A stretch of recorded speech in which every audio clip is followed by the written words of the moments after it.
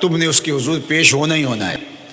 اس کے حضور جانے سے تم بچ نہیں پاؤ گے، چھٹکارا نہیں، رستگاری نہیں. ایک ایک عمل کا تمہیں حساب دینا ہوگا، ایک ایک حرکت اور ایک ایک سکنت تمہاری تشت بام ہوگی.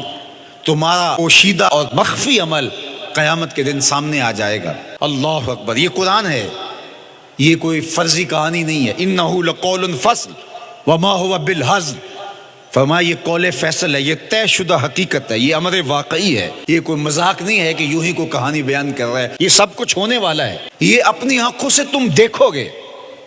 آج انکار کرو یا اقرار کرو، تمہیں کھلا موقع دیا ہے. حتیٰ کہ تم کافر بن کے زندگی گزارنا چاہو، نمرود بن کے جینا چاہو، فرعون بن کے جینا چاہو، حامان بن کے جینا چاہو، ہم تجھے دنیا پہ موقع دیں گے. لیکن یہ نہیں ہے کہ جب زندگی کی بساط لپیٹے گی پھر کام ختم ہو جائے گا. نہیں، یہ تمہیں ہمیں فرصت دی ہے، پھر ہم نے تم سے حساب لینا ہے. ایک ایک عمل تمہارے سامنے آئے گا. اللہ اکبر. ذرا غور کیجئے. فآمنوا باللہ، تو بہتر ہے کہ اللہ پر ایمان لاؤ. اس کے حضور تو تم نے آنا ہی آنا ہے. بہتر نہیں ہے کہ جیتے جی آ جاؤ، پھر لوگ تجھے اٹھا کے لائیں گے. اچھا نہیں ہے کہ اپنے قدموں سے چل کے آ جاؤ. کی آنکھ سن لوک یعقوب تینوں جدوں ٹر پہ سر منہ کج کے تو پھر جو کفن کی تنیوں میں لپیٹ کر کے تجھے لے کر کے جایا جائے گا. تو اچھا نہیں ہے کہ اپنے قدموں سے خود چل کے مالک کی دہلیز پہ چلے جاؤ. ایک حدیث میں آتا ہے کہ اللہ بندے کو اپنے سامنے سے ہٹنے نہیں دے گا جب تک اس سے 4 سوال نہیں کر لے گا. آپ دیکھیے، میں دیکھوں کیا ہم ان سوالوں کے جواب دینے کے لیے اپنے آپ کو تیار کر رہے ہیں. پہلی چیز، اللہ پوچھے گا عمر کہاں گزاری. دوسرا سوال، اللہ تعالیٰ علم کے بارے میں پوچھے گا. جو پڑھا تھا بتا، عمل کہاں تک کیا. خلوت، جلوت، زندگی، شام و سحر تیرے اس سیکھے ہوئے علم کی مطابقت میں تھے یا علم عزت دولت کمانے کے لیے پڑھا تھا. تیسری بات، اللہ پوچھے گا مال کمایا کیسے، اور مجھے بتا مال خرچ کہاں کیا. آج لوگ نیب سے ڈرتے ہیں کہ ہم سے پوچھ نہ لیا جائے کہ یہ آیا کہاں سے. منی ٹریل پیش کرو، یہاں ہم بچ جائیں گے. کوئی مکر، کوئی دھندا، کوئی فریب چل جائے گا، کوئی پریشر، کوئی افرادی قوت، کوئی سیاسی اثر و رسوخ، کوئی رشوت، کوئی سفارش، کچھ نہ کچھ تو راستہ نکل ہی آئے گا. اور آج کی دنیا میں صرف یہی پوچھا جاتا ہے کمایا کہاں سے. یہ نہیں پوچھا جاتا خرچ کہاں کیا. جیسے چاہو خرچ کرو، لیکن وہاں سوال ہوگا وفیما انفقہ، خرچ کہاں کیا. یہ سوال بھی کیا جائے گا. وعن جسم ہی فیما ابلاہ، اور جسم کے بارے میں پوچھا جائے گا اس جسم کو دی ہوئی توانائیوں کو خرچ کہاں کیا. بعض روایت میں ان شباب ہی فیما ابلاہ، جوانی کے بارے میں پوچھا جائے گا تیری جوانی کے خوبصورت دن کہاں گزرے.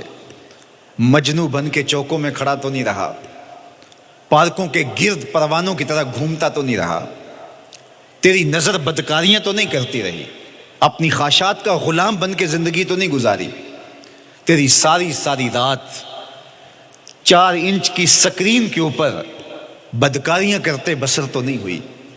پوچھا جائے گا بتا جوانی کہاں گزری.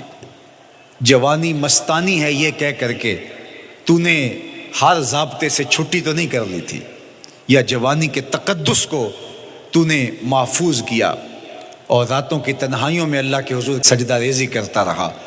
میرے اور آپ کے آقا و مولا نے فرمایا جو جوان جوانی میں توبہ کرے وہ اللہ کو محبوب ہے. اللہ اکبر. اور اللہ جن 7 لوگوں پر اپنے عرش کا سایہ کرے گا ان میں سے ایک شخص کا ذکر کرتے ہوئے فرمایا وَشَابٌ نَشَأَ فِي عِبَادَةِ اللَّهِ، وہ جوان جس کی جوانی اللہ کی عبادت میں گزری. قیامت کے دن جب کوئی سایہ نہیں ہوگا اللہ اسے اپنے عرش کا ٹھنڈا سایہ عطا فرمائے گا. میرے مخاطبین جو اس وقت میرے سامنے موجود ہیں بالمشافہ، اور پوری دنیا کے اندر جو اس وقت مجھے دیکھ رہے ہیں، ان میں زیادہ تر تعداد نوجوانوں کی ہے. تو میں آپ سب سے مخاطب ہوں اور آپ کو کہتا ہوں کہ یہ جوانی دوبارہ نہیں ملنی. بندہ کہتا ہے بڑھاپا آئے گا دیکھ لیں گے. جس طرح ہر چیز کا سرور جوانی میں ہوتا ہے، ہر چیز کا لطف بندہ کہتا ہے جوانی میں ہے، سجدوں کا جو لطف جوانی میں ہے وہ کسی اور زمانے میں نہیں ہے.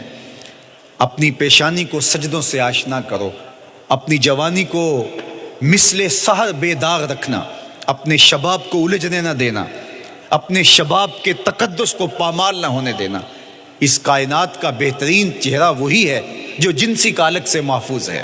اپنے تقدس کو مجروح نہ ہونے دینا۔ تمہاری زندگی شبنم سے پاکیزہ تر رہے، سحر سے پاکیزہ تر رہے۔ تمہاری جوانی اتنی خوبصورت ہو کہ محمد عربی کو رشک آئے تمہاری جوانی پر۔